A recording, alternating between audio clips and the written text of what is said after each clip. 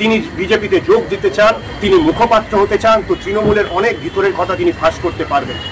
কিন্তু সেই সময় এই দুই নেতা তার সাথে দেখা করেননি, কারণ তাদের মনে হতে বা দলের সেই সময়ের দৃষ্টিভঙ্গি ছিল যে তাকে বিশ্বাস করা যাবে না।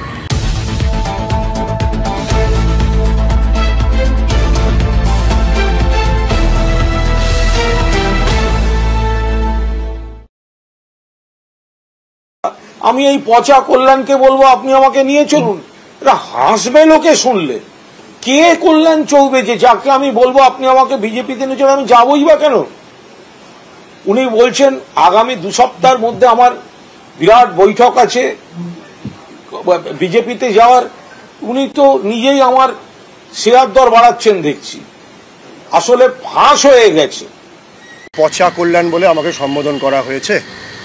আর বিজেপিতে যেতে গেলে তিনি অন্য অনেক নেতাকে চেনেন, কিন্তু পচা কল্যাণের হাত ধরে যেতে হবে না।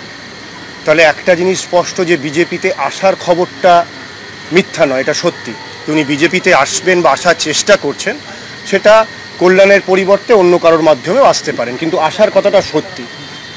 আর আমি এর সাথে আরেকটাও আপনাদেরকে জানাতে চাই, 2018-19 যখন উনি জেল থেকে ছাড়া পেয়েছিলেন এবং সেই সময় কোনো পদে ছিলেন না এবং খুব কম লোকই তার সাথে ছিল, সেই সময় উনি আমার কাছে এসেছিলেন বিজেপিতে যোগ দিয়ে মুখপাত্র হওয়ার জন্য, এবং মুখপাত্র হয়ে তিনি মুখ্যমন্ত্রীকে ধুয়ে দেবেন এবং শীর্ষ 2 যে নেতা নেত্রী আছেন তাদের বিরুদ্ধে কথা বলবেন।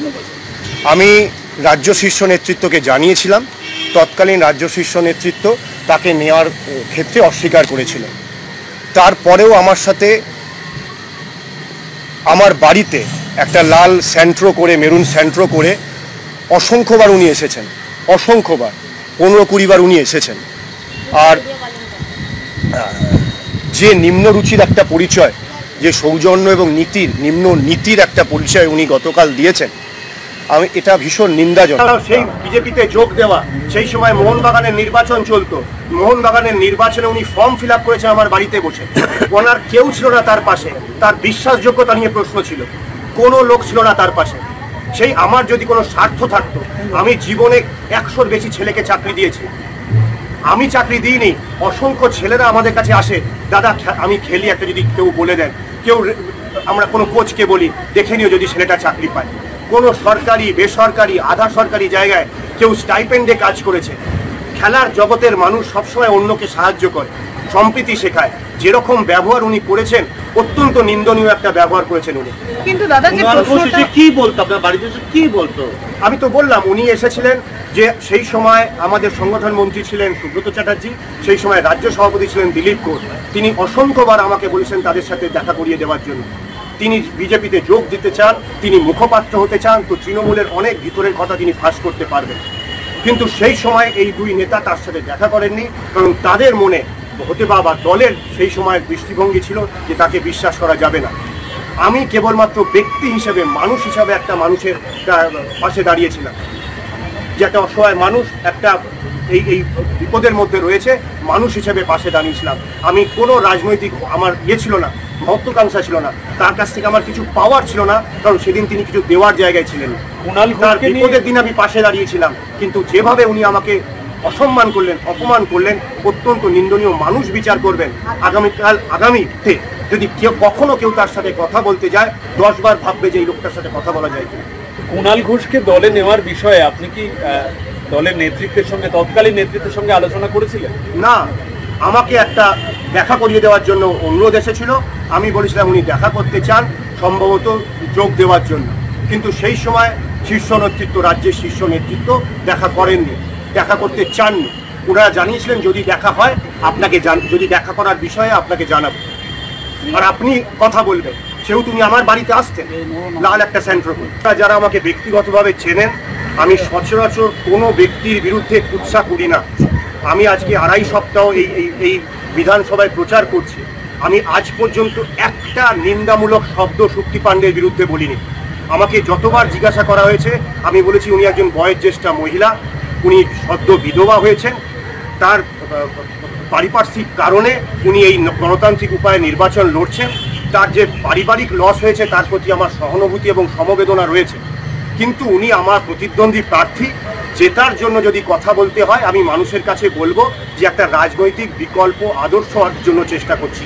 আমি বলছি না ব্যক্তি শক্তি পাণ্ডে ভালো কি খারাপ, আপনারা দেখে নিন 3 সপ্তাহে আমি কোথাও একটি শব্দ তার বিরুদ্ধে নিন্দামূলক বলেছি কিনা, বলিনি। অথচ আমার বিরুদ্ধে অনেক নিন্দামূলক শব্দ এসেছে, আমার চৌবে ভট্টাচার্য নিয়েও কথা এসেছে, প্রতিটা বিরুদ্ধে। আমার মনে হয় প্রত্যেক ক্রিয়ার প্রতিক্রিয়া থাকে, তো মানুষ রিয়াক্ট করে। শুধুমাত্র পচা কল্যাণ শব্দ এবং সর্বৈত মিথ্যেভাবে যেভাবে বিষয়টা রাখা হয়েছে, গতকাল থেকে সারাক্ষণ ধরে টেলিভিশনে চলছে, আজকেও চলছে। আমি এই নির্বাচনে জয় পরাজয় আমার জীবনে বাঁচা মরা নয়। আমরা নির্বাচন লড়তে এসেছি, সমাজে আমার রাজনীতির বাইরেও পরিচয় রয়েছে, প্রতিষ্ঠা রয়েছে। 30 বছর ধরে আমি ফুটবলের সাথে যুক্ত রয়েছে। আমার খেলার যোগ্যতা নিয়ে প্রশ্ন করা হয়েছে, যদি যোগ্যতা নিয়ে আমার খেলার যদি প্রতিষ্ঠা পরিচয় নিয়ে কেউ প্রশ্ন করে, আমি তার রুচি নিয়ে প্রশ্ন করব। আমাকে বলা হয়েছে যে চৌবে ভট্টাচার্য নিয়েও নিন্দে করা হয়েছে। আমি বলেছি যদি আমি একজন প্রতিষ্ঠিত ব্যক্তি বাবার পরিচয়ের সাথে মায়ের পরিচয়কে যুক্ত করি, সেখানে দোষের কি রয়েছে? আমি আমার মায়ের পরিচয়কে সামনে এনেছি। দেখুন, আপনি নির্বাচন লড়ছেন মানেই সামনের লোকটা খারাপ, এরকম যদি হয় আমার মনে হয় তাহলে আগামী দিনে কোনো ভদ্রলোক নির্বাচন লড়তে আসবে না। কেবলমাত্র এই ধরনের লোক যারা সকালে এবং সন্ধ্যেতে নিজের রূপ বদলায়, গিরগিটির থেকেও তাড়াতাড়ি রং বদলায়, এই ধরনের লোকেরাই রাজনীতিতে থাকে। না, আমি তো কথা বলতে গেলাম ভোট চাইতে।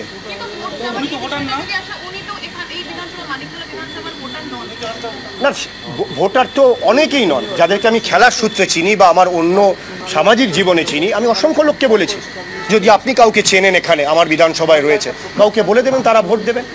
এই কথোপকথনটা যে প্রকাশ হলো ভোটের আগের দিন, তাতে খানিকটা বেকায়দা বা সেন্সাই ভুল হয়ে গেছে মনে হয়? একেবারেই নয়।